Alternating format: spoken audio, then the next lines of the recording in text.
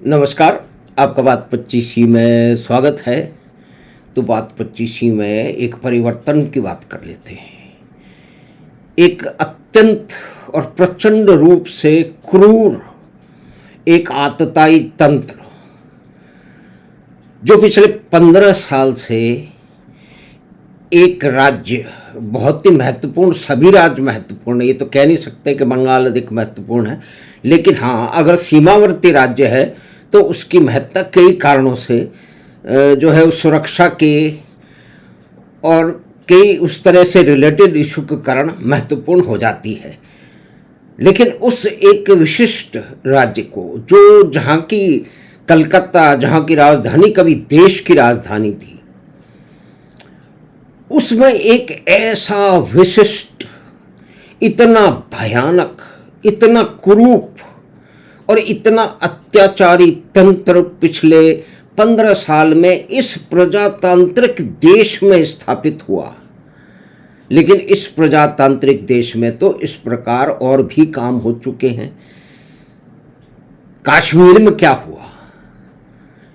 कश्मीर जो हो रहा था 1980 और 90 के दशक में, 5 लाख और उन लोगों को भागना पड़ा, तो आपको और हमको तो मालूम ही नहीं था।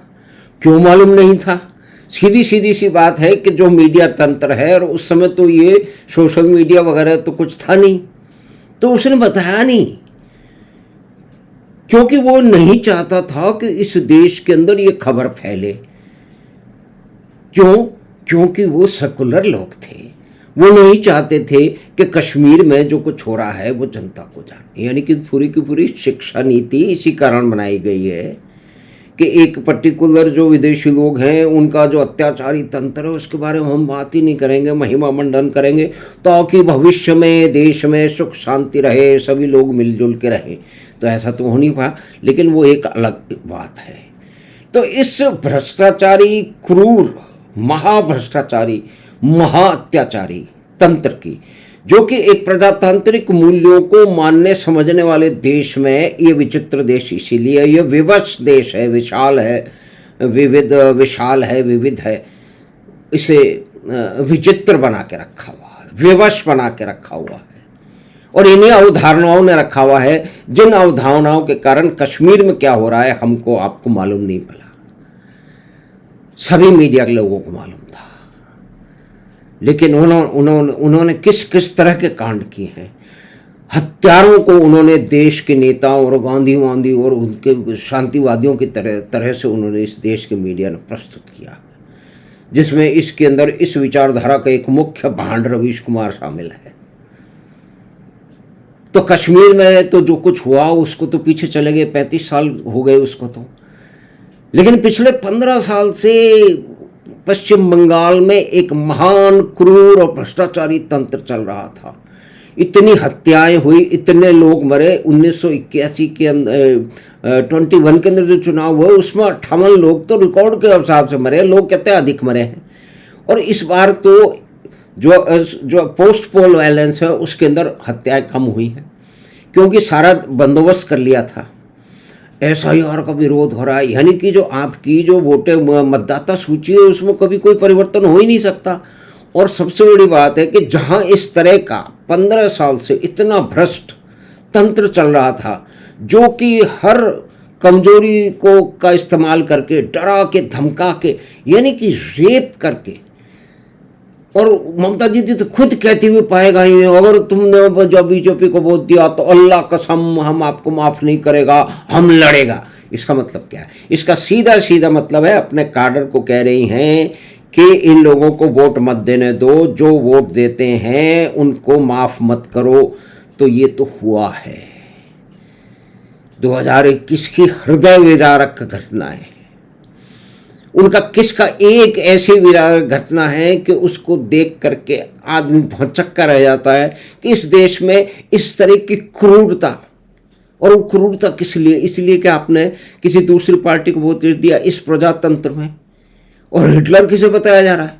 यानी कि जो असली हिटलर है, लेडी हिटलर है, लेडी सोहरावर्दी है। सोहरावर्दी ने जो डायरेक्ट एक्शन डे में काम किया था, उसी तरह का तो करीब करीब काम जो है वो ममता दीदी करती रही हैं। उनकी सदारत में, उनके नेतृत्व में होता रहा है इस देश में 15 साल से, और उसके ऊपर सब लोग आंख पे पट्टी बांध के बैठे हुए हैं। क्यों?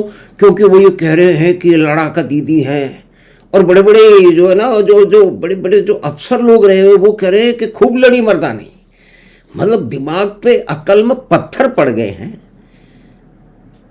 और दूसरे कह रहे हैं कि जो है ना, ये तो देवी है, ये क्या कहते हैं, स्वच्छता की देवी है, ये बहुत ही पवित्र है, ये गरीबों की सातनी, गरीबों की नेता है, 200 रुपये की साड़ी पहनती है, 20 रुपये की चप्पल पहनती है। लेकिन किस तरह के कांड कर रहे हैं, वो सिर्फ दिखावा है। लेकिन हमारे इस देश के लेखकों को, कवियों को, पेंटरों को, जो कि अधिकतर वामपंथी धारा से आते हैं, तो उनको झूठ बोलने की और झूठा नैरेटिव करने की इतनी बेशर्मी है कि अब क्या कहा जाए उसको। लेकिन एक चित्र देख लीजिए, और इस चित्र में हमारे देश में लेनिन की अभी मूर्ति गिरा दी गई थी, तो वामपंथियों को तो बड़ा दुख हुआ।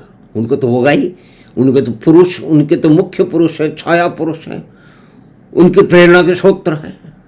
वैसे वामपंथ ने जहाँ जहाँ जिन देशों और समाजों में राज्य किया, उन सबको बर्बाद किया, और चीन उसी को सबको कचरे के डब्बे में फेंक करके आगे बढ़ा। ये मानने के लिए कोई भी वामपंथी सत्य मानने को तैयार नहीं होता है।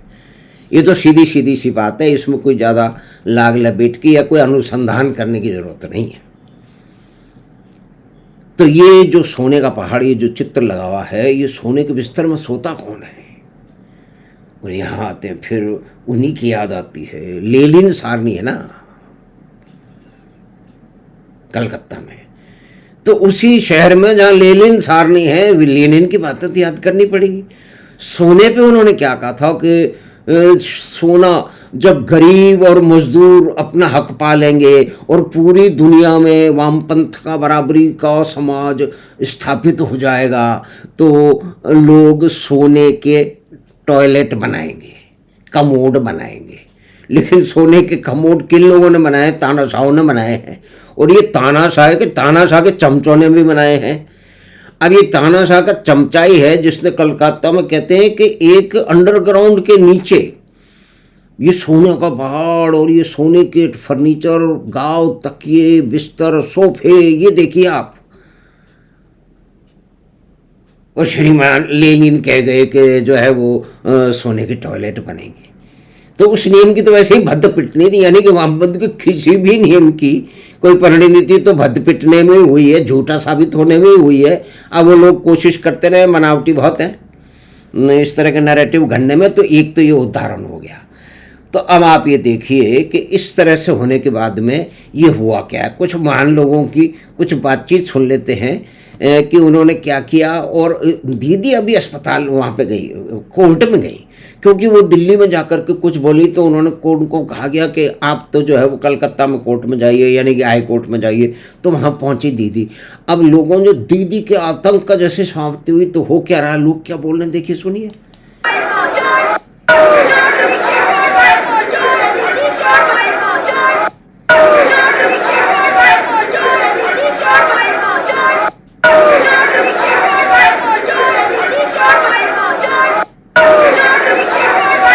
अब बताइए, दीदी के सामने लोगों की इतनी हिम्मत कि दीदी तो वो हैं जो अपने राज्य में जुलूस मोर्चा निकाल लेती हैं।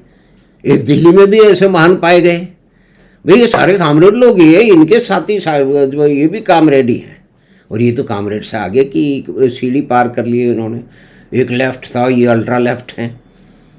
और फिर लेकिन इनके जो भोंपू है, यानी कि जो पूरा तो तंत्र है, जो कि दुनिया भर को जो है ना वो मोदी को हिटलर बनाने में जो सबसे आगे रहते हैं, ये जो एक भोंपू तंत्र है, उसके महान भोंपू हैं एक। वो क्या कह रहे हैं सुन लीजिए जरा।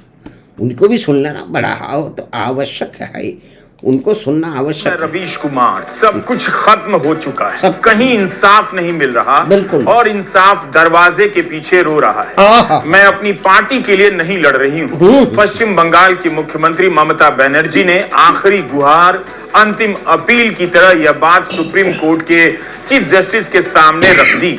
उनकी बेंच के सामने कह दिया कि चुनाव आयोग व्हाट्सएप आयोग हो गया है।